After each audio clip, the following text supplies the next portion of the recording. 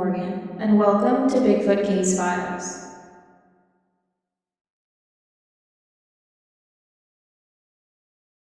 It took place sometime in the mid to late 1980s in Monroe County, Tennessee, though I live in a neighboring county. I would like to remain anonymous, as recounting a potential Bigfoot encounter in this area would likely subject me to gossip and ridicule. You can refer to me as GMC.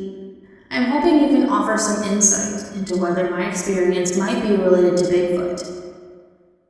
This particular night, my mother, stepfather, brother, cousin, and I went night fishing at a spot that none of us had visited before. It was situated along the main road, with a steep ridge rising sharply behind it. The lake was on both sides of the road, and it wasn't far as the crow flies from a national forest. It was late, and a weird stillness hung in the air. The fish weren't biting, and we were considering packing up for the night. We had been hearing rustling sounds in the leaves on the ridge behind us, but we dismissed them as rabbits or some other small animal. Then, my stepfather or brother, I can't remember exactly who at this point, shined a flashlight towards the source of the sounds. What they saw made the color drain from their faces. Two glowing orange eyes stared back at them from the darkness. Now my stepfather and brother aren't easily spooked. They're both outdoorsmen, comfortable in the woods, but whatever they saw that night clearly unsettled them. We immediately started packing up the van, eager to leave. The urgency in their movements was palpable. We could all feel a shift in the atmosphere, a sense of unease that hadn't been there before. Just as we were about to pull away, a loud bang echoed through the stillness, making us jump. Something had landed on the roof of the van. We didn't stick around to investigate. We piled into the van and sped home, adrenaline pumping. Once we arrived, we cautiously exited the vehicle to assess the damage. There, on the roof of the van, was a huge rock. Too large, I felt, to have been thrown by a person. It was heavy, awkwardly shaped, and it seemed out of place. Adding to the strangeness of the night, we remembered hearing sounds prior to the incident that we couldn't readily identify. It sounded like muffled talking, but no discernible words could be made out. It was as if someone was speaking in a low murmur, just beyond the range of understanding. There was one other recurring thing that we experienced in the woods near our house. At night, we would sometimes hear a sound, unlike anything we had heard before or since. We called it the varmint sound. It was a strange, unidentifiable noise that would originate in the woods below our house, and then, within seconds, seemed to be quite a distance away. It was as if whatever was making the sound was moving incredibly fast. On one occasion, my stepfather managed to record the sound on a cassette tape. He took the recording to some older men in the mountains, hoping that they could identify the source. These men, who had spent their lives in the woods, listened intently to the tape. When it was over, they looked at my stepfather with puzzled expressions. They had never heard anything like it. I know this account is fragmented and it lacks specific details, but my memory of that night is hazy, clouded by time and maybe a bit of fear. But the key details remain vivid. The glowing orange eyes, the large rock on the van, the muffled voices, and the strange varmint sound.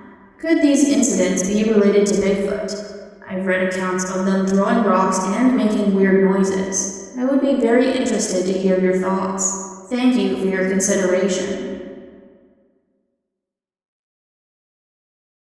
My name is Zach, and I'm writing to you about an experience I had in July of 2001. I was in Wyoming, and I was a sophomore in high school at the time, and the memory is still vivid. I've been listening to the stories on your channel, and I'm struck by how similar some of them are to what I've seen. It makes me feel less alone, honestly. My mom was dating a guy named Scott, and he had a four-wheeler. We used to go camping a lot, and this particular weekend, we went up to the snowy range. Scott and his friends were dredging for gold in a creek, while my brother, my friend, and I were off riding the four-wheeler. At one point, I decided to head out on my own.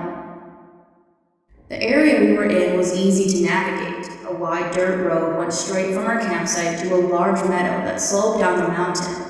In the other direction, about 100 yards down the road, was the creek where the guys were working. As I rode past the creek, I saw another dirt road branching off into the woods, and I decided to explore it. This road wound through the trees, and I saw some deer along the way. It was a beautiful area. The sunlight was filtering through the trees. Eventually, though, the road narrowed and became less defined, and the trees were growing closer together. It was clear that this part of the woods was less traveled, and I started to feel a bit uneasy about venturing deeper in alone. So I turned the four-wheeler around, and as I did, I saw a small black bear cub wander out into the woods and walk right up to me. I was startled, but the cub seemed more scared than aggressive. It came right up to the four-wheeler and pressed its body against it, shaking. It looked young and vulnerable, and I felt a pang of sympathy. Then, a large bear, presumably its mother, charged out of the woods about 20 feet to my left. She ran towards us, looked at me, nudged the cub away, and then looked back at me again. There was something in her eyes, an intelligence and knowingness. It was unnerving, and then they both just wandered off. I sat there trying to make sense of what had happened. Why hadn't the mother bear attacked me, and why did it seem so distressed? And then I heard it. It was the most blood-curdling scream I had ever heard in my life.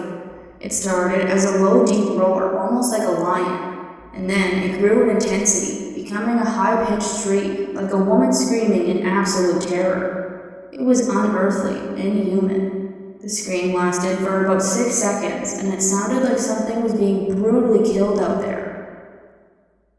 I didn't waste any time leaving. I sped back down the road, and I passed the guys at the creek. They stopped and looked at me, asking if I had been making that scream.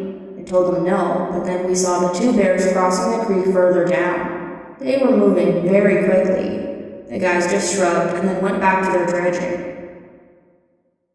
I continued down the road to the meadow, and then I turned around to head back to camp. As I neared the tree line, I saw something out of the corner of my eye. I looked to my right, back towards the area where I had been earlier. There was a section of dense trees at the base of the steep peak, and then I saw it. A dark figure, black or dark brown, standing upright amongst the trees. It was watching me. It turned, and then with incredible speed and agility, started striding up the steep mountainside. I could hear the branches breaking and the undergrowth crashing as it moved. This thing was huge, and I rode back to camp as fast as I could. When I got back, Scott pulled me aside and asked if I had heard the screams. I told him about the bears and what I had seen on the mountain.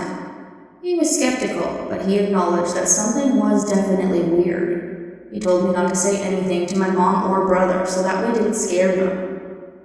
Since it was our last day, the guys packed up their gear and we left. I was relieved. Before we left, though, Scott and I took the four-wheeler out to the meadow, and I showed him the area where I had seen the figure. There was no strange smell like some people report with Bigfoot sightings, but there was a section of trees that looked like a tornado had gone through it. Trees were ripped out of the ground, branches were broken, and brush was everywhere. We couldn't figure out what could have done that.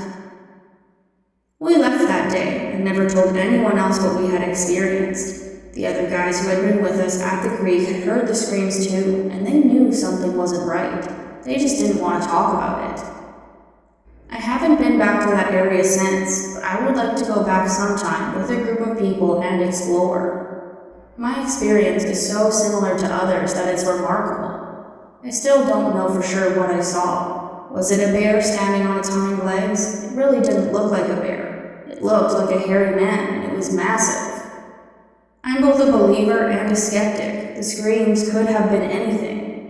But the combination of the screams, the way the bears acted, and the figure I saw, it was something that I can't explain. It was a terrifying and unforgettable experience. Thank you for providing a space for people to share their stories. It really does help. It was morel season, and as you know, in Indiana, these delicacies are worth their weight in gold. We had ventured deep into the woods, hoping to find a good haul, but it seemed like everyone else had the same idea. We kept finding remnants of mushrooms already picked, and after a while, we were about to give up. It seemed like the area had been thoroughly picked over. My wife was partially discouraged. She remarked that whoever had been there before us must have been through very recently, since the mushrooms looked freshly picked. Then she spotted a small morel that had apparently been missed. As she bent down to pick it, she heard a distinct breathing sound nearby. Looking up, she saw a figure standing 50 feet away. At first, she thought it was another mushroom hunter, but as she focused, she realized this was not an ordinary person. She described it as a man-ape covered in blackish-brown hair, standing 7 feet tall. It was motionless, staring at her, and the longer she looked, the more it resembled a statue, completely still. My wife glanced around, trying to get her bearings and figure out where I was in relation to this thing. When she looked back, it was still there, but now it was partially obscured by a tree. She could only see its shoulder and part of its arm, and it remained completely motionless. She yelled and ran through the woods in the direction of where we had parked our truck. I heard her scream and I called back, trying to figure out what was wrong. I started moving in her direction, concerned. When we met up, she was shaking uncontrollably. She told me what she had seen, the tall, hairy figure watching her from the trees. As she spoke, I realized something else. I had been hearing sounds too, something following me through the woods. I had assumed it was my wife, but now I realized she had been searching in a whole different area. The sounds I heard were footsteps and a low guttural chatter, almost like someone was talking to themselves. We didn't call the police, we were shaken and scared, but we just wanted to leave. Later, we heard about research into Bigfoot sightings, and then we found you and decided to contact you. We're not sure what we saw and heard that day, but it definitely resembled Bigfoot. The combination of